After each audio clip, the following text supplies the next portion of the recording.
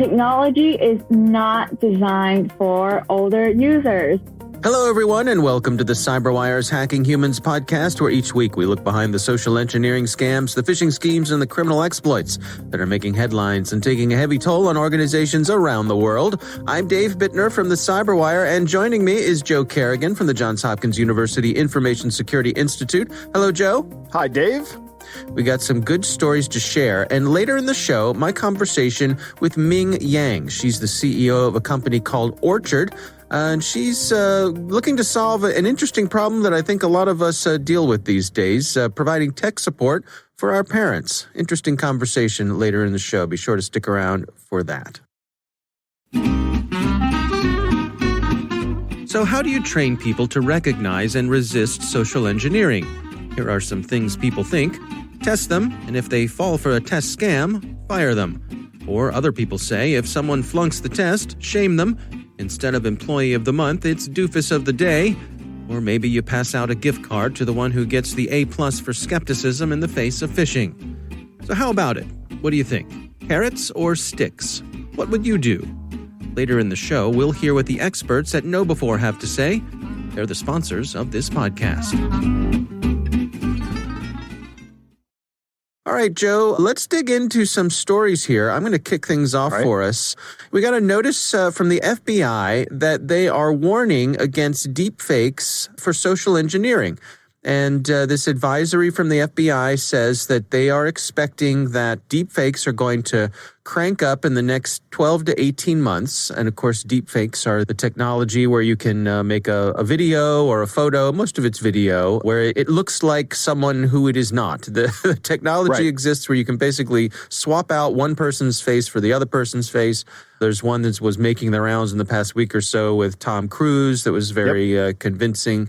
And there's a lot of them that are making the rounds. But I think the important point that the FBI is making here is that, as it often happens, these tools are filtering down and they're becoming easier to use and more widely available. And so they're saying we need to be on the lookout for it. And they actually coin a term here. They say synthetic content may also be used in a newly defined cyber attack vector referred to as business identity compromise, BIC. So they say BIC will represent an evolution in business email compromise tradecraft by leveraging advanced techniques and new tools. So it's not widespread yet, but they're saying that this is something that certainly is on their radar.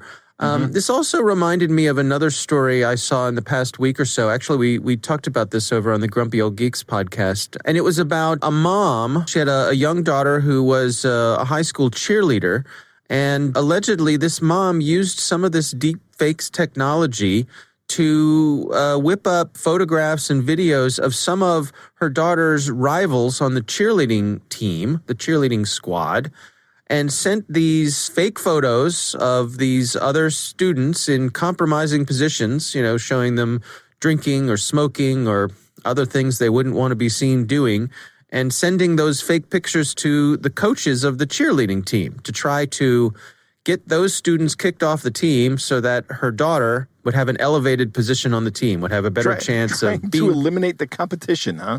Yeah. That's despicable. You read my mind. That was my first thought when we talked about it over on Grumpy Old Geeks. That was saying, put all the technical stuff aside. You know, there are just people in this world who are horrible, and it's heartbreaking. What a lesson for this daughter to learn. This is not a good way to go through life, in my estimation. No, it is not. I will agree with that 100%. Trying to kneecap the competition virtually or otherwise. Like Tanya Harding, going like a virtual Tanya Harding. And again, it's allegedly this is what this woman was doing, and I guess it didn't work because the coaches figured it out, and now the mom is in hot water for this fraud that she perpetrated, again, allegedly. But so I guess the point here is that this stuff is starting to make its way into the everyday world, and the FBI has their eyes looking out for it. Another thing we saw recently is some technology that tries to detect deepfakes. And evidently, they're looking at the eyes. The reflections in the eyes can be a a giveaway as to whether an image is real or not. But of course, it's just an arms race. I have some bad news for you, Dan. It's only a matter of times before these algorithms generate believable reflections in the eyes. Right. Exactly. Yeah, it's just an arms race. Yeah. The bad guys will latch on to that. They'll up their game and it'll be back and forth, cat and mouse for a while. This is one of those things it's easy to say, oh, that's off in the distance. Oh, we don't have to worry about that yet. But as the story with the cheerleader pointed out, no, it's starting to seep in. Yeah, it's starting to seep in. As the FBI says, not widespread yet, but there's no question that as these tools become more easily available and you can just log into a website somewhere, upload your video, and say, make me look like Tom Cruise. Right. It'll just do it. And it'll be convincing. There's the flip side of this as well. Let's say you do get some videos of somebody doing something illicit, right? And let's say this is a person in power and they've done something terrible and they have pictures of it. Well, now this person can run for cover under the deep fakes excuse, right? This isn't me. That's a deep fake image of me. Right. Clearly that was not. Look how dead that person's eyes are. That's not me. All right. Well, that is my story this week. Of course, we'll have links to that FBI news release there. Joe, what do you have for us? Dave, my story comes from your favorite organization and one of mine, the AARP. Hey now. Oh, the truth hurts. They have a good story on their website, and we'll put a link in the show notes. It's about phantom debts. Now, these are phony bills that crooks insist that you pay right now. Not only will they attempt to collect money from you, but they will also try to gather as much information from you as possible during the course of this, if they're not legitimate. But there are some kind of crossovers with legitimate debt collection companies. In fact, we'll talk more about that down as we get into this story. The idea is they want to scare you into thinking that you're going to be sued, arrested, or thrown in jail for money you probably don't even owe. And there's all kinds of laws that govern debt collection, and there's all kinds of situations. Debt is traded. There's a marketplace for debt. And as debt ages, at some point in time, it becomes legally uncollectible. But that doesn't stop debt collectors from buying that debt and still trying to collect on it. They buy it for a very low price, right? Pennies on the dollar. Right. And if I can buy like $100 debt for $1 and I can go to somebody and say, hey, I want to settle this debt with you. It's $100 that you owe. But you know what? I'm willing to settle for $20. And I've just multiplied my money by $20. But if that debt is beyond a certain age, you're not obligated to pay it legally. You might argue that you're morally obligated to pay it, but that's a different discussion. The FTC last year heard 53,000 complaints about debt collection practices, and they actually went out and shut down an Atlanta-based debt collector. This company was called Critical Resolution Mediation. They were doing stuff that was definitely illegal. Like they were posing as law enforcement and attorneys and process servers, and they were threatening people with arrest and imprisonment. In many cases, these debts were what they call phantom debts that were never owed or were no longer owed, like I was talking about earlier. These people will call you incessantly, and they'll even try to call your family because sometimes you have family information on these debts, and they don't care who pays. They just want their money. Right. If you're an older person, and they may call your kids and go, hey, your parents owe this debt from this doctor bill from 8 years ago. You got to pay up. And your kids pay. That's fine with them. They don't care. They're happy to get the money. Yeah, I bet most of us, I remember in my, younger days, those years sort of right after college when we were all starting our lives and our families and all that sort of stuff. And inevitably you'd have some ne'er-do-well associate that you knew socially from college who some debt collector would be trying to track down, and they'd call and they'd say, hey, do you know Joe Jablonski? Do you know where we can track him down? And they'd be trying to get information. Seems like the older you get, the less that happens. Right, yeah. People know, don't put me on the list. We saw a story come by in the past week or so. This was from the BBC, and there was a person who got a phone call from one of these sort of phony debt collectors, and they said, take me off your list. And the caller replied and said, give me $1,000 and I will. Right. The brazenness. Right. That's terrible. Yeah. The AARP and the FTC and the Consumer Financial Protection Bureau have some tips about what to do when these people call. Number one, find out who's calling. Get the name and the address of the company and the person that's calling you and the telephone number. Also, it says ask for a license number too. Some states require that debt collectors be licensed. If you're denied the information, that's a red flag, right? I'm not giving you my license number. Oh, okay. We're done here, right? Right. Get what's called validation of the debt. So within 5 days of contacting you, a debt collector must tell you the amount of the debt and the name of the current creditor. And if they don't have that information, then that's also another red flag. Never respond to threats. They say if someone says that they'll have you arrested if you don't pay immediately, hang up and report the collector to the FTC. And they have an email address. It's reportfraud@ftc.gov. And report fraud is all one word. Okay. If you can dispute the debt, if you don't think you owe the debt, any sum or all of it, then you can dispute it with the collector via mail or online.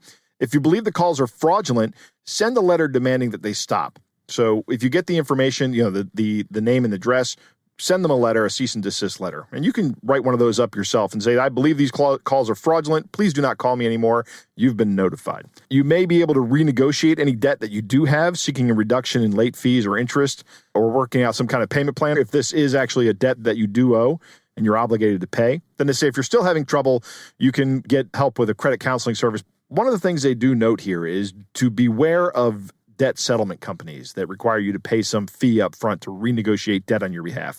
A lot of times these are scams and there is no guarantee of success, right? You could pay them $100 to renegotiate and they call up and they go, hey, this guy wants to renegotiate. And the debt collector goes, well, tough. We're going to proceed with collection if it's legitimate. One of the things the AARP says in this article, and they have a big section on it, they say haste makes waste. And this is something we say all the time. Slow down, right? Don't react. Even legitimate debt collectors will do this. They'll try to elicit an emotional response from you to get their money back because they're businesses and they want to make their money. They run in a risky business. Of course, you're buying debt that other people haven't been able to collect on. When somebody starts trying to intimidate you or trying to scare you, you should remind them about the Fair Debt Collection Practices Act that prohibits that kind of behavior. They're not allowed to threaten you. They're not allowed to say, we're coming to your place of employment. We're going to start harassing your family members. All that is illegal. Yeah, it's tough. They do this every day, all day. Right. And so they know they know what works. They know how to get under your skin. And it seems like an unfair fight. But as you point out here, the more information you have, the better chance you have of successfully navigating something like this. It can be a tough one.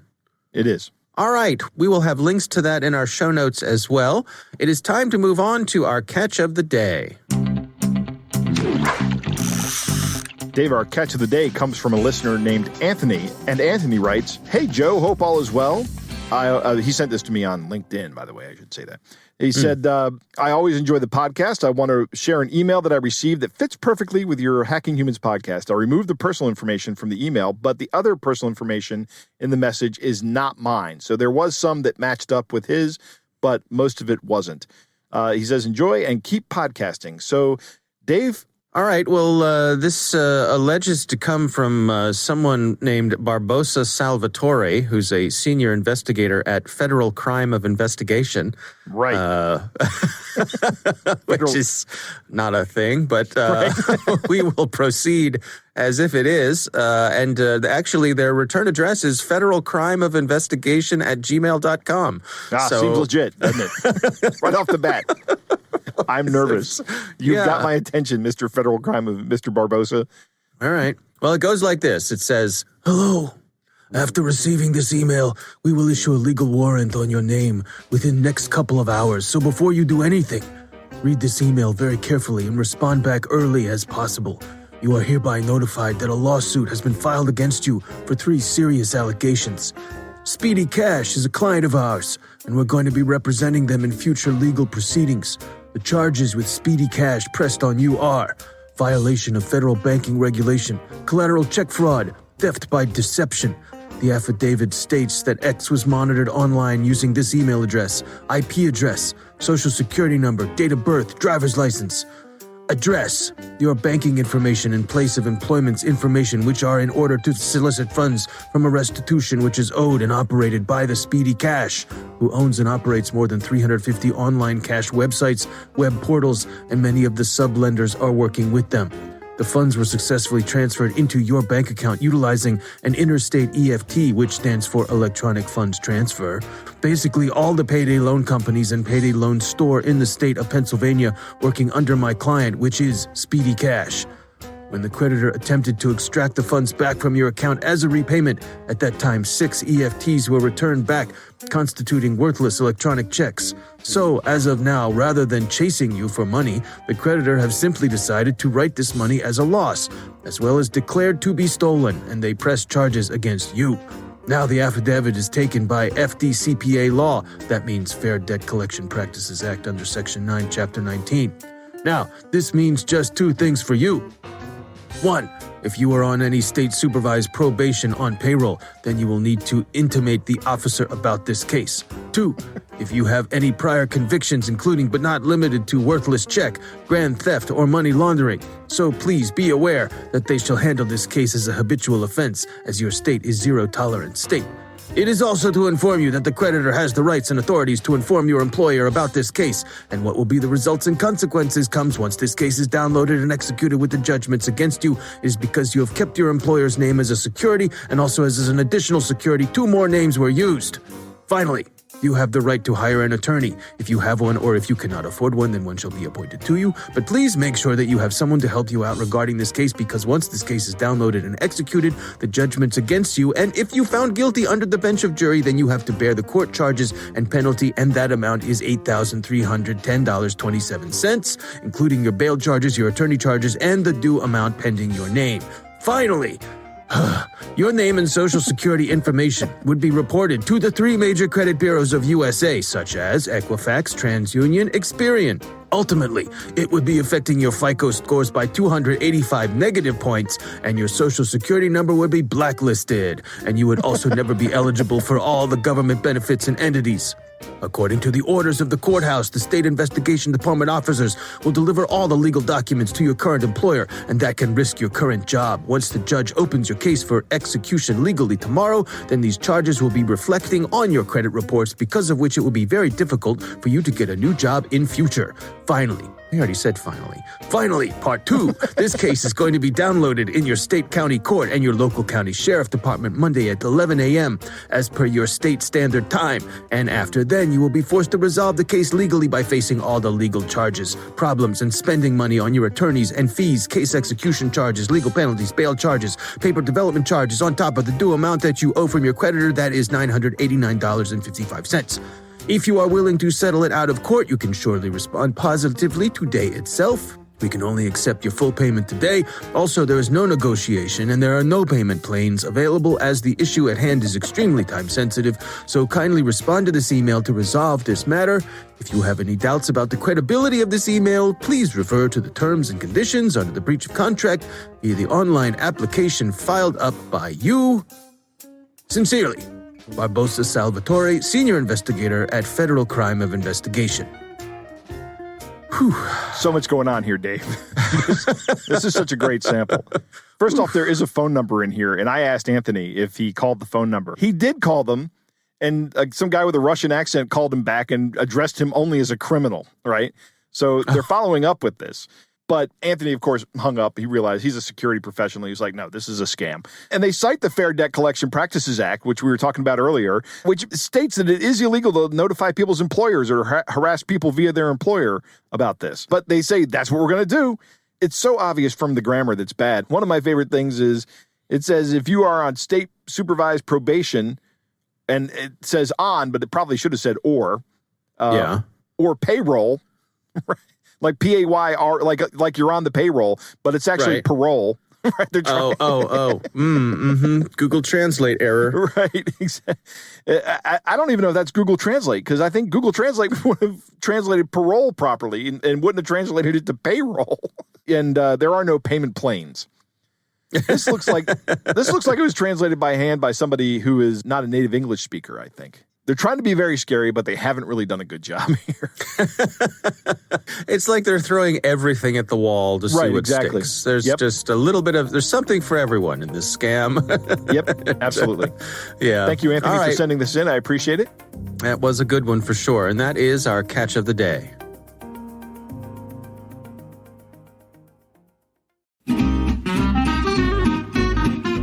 So let's return to our sponsor, KnowBefore's question. Carrots or sticks?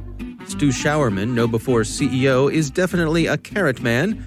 You train people, he argues, in order to build a healthy security culture. And sticks don't do that. Approach your people like the grown-ups they are, and they'll respond. Learning how to see through social engineering can be as much fun as learning how a conjuring trick works. You can hear more of Stu's perspectives in KnowBefore's weekly Cyber Heist News. We read it, and we think you'll find it valuable too. Sign up for Cyber Heist News at knowbefore.com/news. That's KNOWBE4.com/news.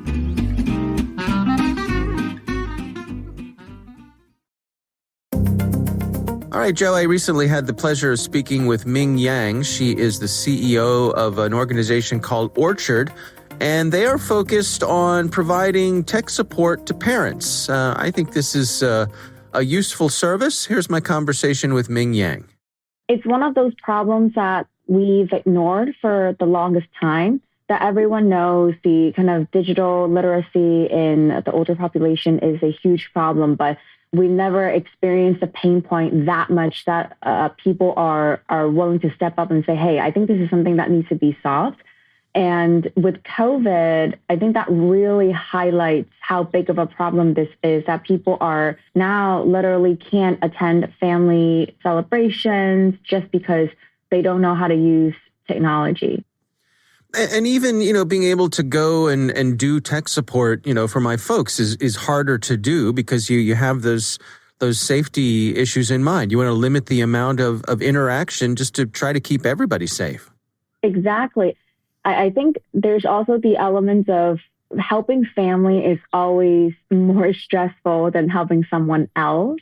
There's that emotional connection involved, and we're so emotionally tied to the success of our parents being able to do things with their phones, with their computer. So when they make the slightest mistake, we just flip. Well, and I think it's also from their direction too. No one wants to be a burden on their children, and I think a lot of folks feel that way. They feel bad that they're not better at this than they are. Yeah, and they feel like it's a bother. This seems like such a small problem. So what that they feel like a bother. My mom recently, and this is a bit of a kind of a sad story, but recently my uncle passed away in Hong Kong, and he was in the emergency room. So no one had a chance to say goodbye, including his family.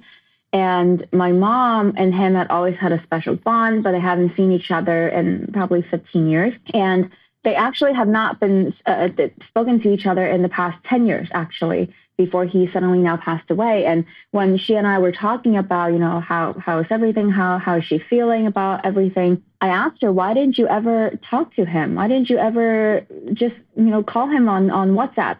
He has WhatsApp, just video chat with him, see him. And she said, well, I know how to use WeChat because you taught me and you set that up for me, but I didn't want to bother you any further. So I didn't, and I couldn't figure out WhatsApp. So I didn't ask you to help me. And because of this mental barrier that she didn't ask me, and she now can no longer talk to her brother again, literally for the rest of her life. Yeah. And it's these little things that really highlights for me in my own day-to-day how important digital literacy is, and having someone that's dedicated to help our older parents with technology, how important that is. It also strikes me that it emphasizes the importance of folks like us reaching out and asking the folks who are responsible for, what is it that you would like to do? Is there anything that you would like to be able to do with technology that you can't do right now? To not just assume that because they can use their TV or their computer that's enough. Absolutely. Yeah, because we're not them. We don't know what we want. And I think we think what they have is enough a lot of times because we're so accustomed to the fact that older adults don't really use technology, and it's just not what they do. But we are actually, by making that assumption, we are actually stripping them the opportunity to live life to the fullest in the 21st century, which involves a lot of technology. It seems to me like there's also this issue that the devices themselves are getting more complex, and they don't always have a mode to simplify things for folks who might need that. You know, I know recently in the past year or so, my parents got a new TV, and the first thing I had to do was go in and disable all of the apps and all sorts of options so that they weren't overwhelmed by it. Yeah, technology is not designed for older users. Big, vicious design loop that in human-computer interaction and user design, we look at who are we designing this for? How are they going to use it? And then we design around that and make sure that is a great experience. And because of the most part, designers don't think that an older adult will be the target audience for using the technology. So then they don't design for the older adults, which then older adults cannot use it because it's not designed for them, which this creates this giant vicious cycle that I think it's time for some breaking. With the complexity of how much things are changing and how fast they're changing, I'm pretty sure that by the time that I'm 75, I'm not going to be able to figure out all the newest, coolest things that are coming out. I'm going to be just as lost. Yeah, no, I find it for myself. I rely on my kids sometimes, or just say, just make it work. Just make it work. I don't need to know how. Just make it work. and I think that is kind of that speaks a lot about the age difference and kind of the priorities in our life. Where I think for one of the things for young people, yes, of course, we grew up in the digital transformation age. Like we have a very strong intuition about where the buttons go, what they would do. But it's also that we have the mental energy and the time to just go and explore and make mistakes. Whereas when we are older, we just need things to work. We have things that we have to do. We have goals we got to hit. We just need it to work. We don't have time to really explore around. So I think that priority shift means that we need to be doing something to help people that are older to adapt to the kind of the newest technology that could be actually beneficial for helping them with their work or achieving some kind of goals. Well, help us understand, I mean, the work that you're doing at Orchard, where you're doing technology coaching and you're doing support services for older folks. What are some of the things that you've learned through that process? Have there been any things along the way that have been surprising for you? Yeah, definitely. So many. The biggest thing is I've always thought, and this is a very general assumption, just like everyone else, I don't really understand older adults and their use for technology. Before I started Orchard, I used to think that they just need help. Let's say setting up an iPad or texting some pictures to a friend, but they just need help and that's it. But what I've learned is that they actually really want to learn. They see this as a self-improvement process. That it's similar to, for us, it's going to the gym. It's an ever-growing self-improvement process that it's stressful. We know that it's good for us, and we put it off, but we know what we should do it. So that's why we get the gym membership that we use, let's say, like once a month. But for older adults, it's the same thing. It's a learning process. They know that it's good for them. Learning technology is crucial. They know the benefits, but they need help, but they need someone that is consistent, that is patient, that understands what they need to know and how they need to learn it. And they just have not been able to find these people. And I think that's what they struggle the most. They want help, but no one's been reaching out and say, yes, let me help you. And that's what we do. What about the notion of having, someone that they feel like they can trust? I mean, I would imagine along the way, you and your folks build relationships with these people. Absolutely. Every interaction is a relationship. And it's definitely not just the technology. The people that we look for our tech coaches are very personable people, that they're not just friendly and nice. They're actually personable. People that you feel that you can actually get to know, that you feel comfortable, that you're speaking to a human being, that kind of just skip all the small talk and get to what you really want to talk about. And that is actually quite crucial, feeling that there's someone that can support you. Sometimes we hear people tell us, or people really rejecting the idea of kind of getting a coaching for technology at the beginning, and that their kids purchase our service for them, and they go, oh, that's not for me. Technology and I kind of we don't go together. And then they start interacting with us and understand what we're about and who we are, and they suddenly switch their gear and say, you know what, I trust you. And I'm ready to ask all my stupid questions. I don't even feel embarrassed anymore. And that's really, at the end of the day, what we're trying to do. Well, and I have to say I hadn't really considered it before, but just being able to take out that family connection there's a benefit there. You know, you say that your parents don't feel as though they're taking up your time or you're interrupting. You know, to have someone that they can reach out to who is a trusted source, but also, you know, they're being paid for this, so they should be on the other end of that line when that call is made. They're there on demand. Yes, exactly. Joe, what do you think?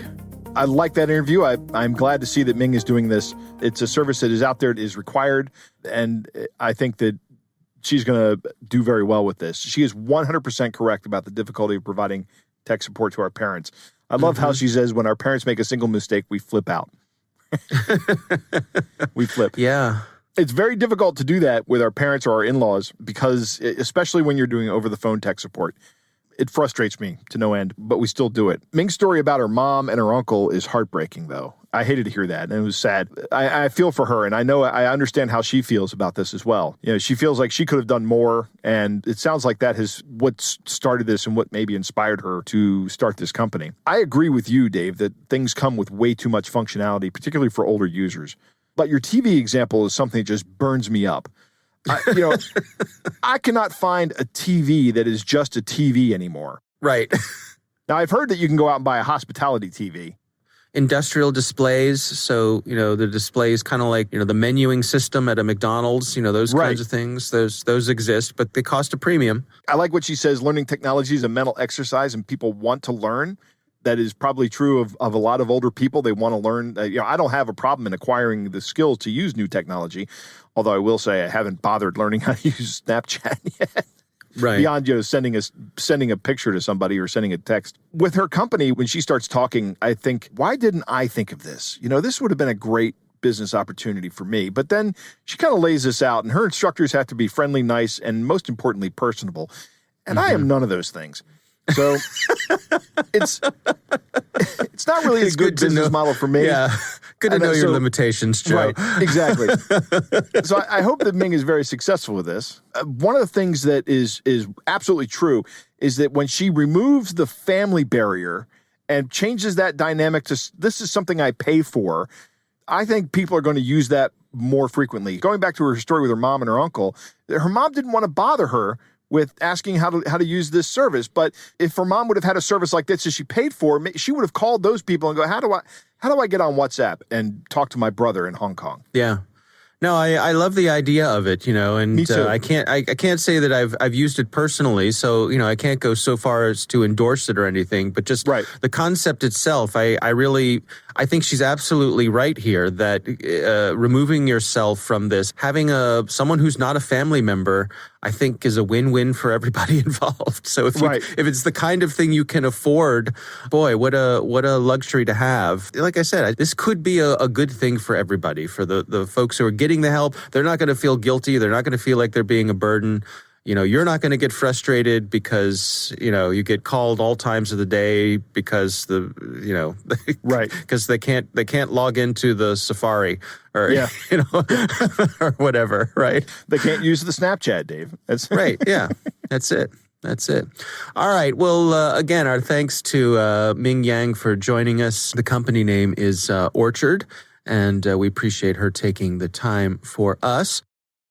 And of course, we want to thank our sponsors, KnowBe4. They are the social engineering experts and the pioneers of new school security awareness training. Be sure to take advantage of their free phishing test, which you can find at knowbe4.com/fishtest. Think of KnowBe4 for your security training. We want to thank all of you for listening. That is our show. Of course, we want to thank the Johns Hopkins University Information Security Institute for their participation. You can learn more at isi.jhu.edu. The Hacking Humans podcast is proudly produced in Maryland at the startup studios of Data Tribe, where they're co-building the next generation of cybersecurity teams and technologies. Our senior coordinating producer is Jennifer Eiben. Our executive editor is Peter Kilpie. I'm Dave Bittner. And I'm Joe Kerrigan. Thanks for listening.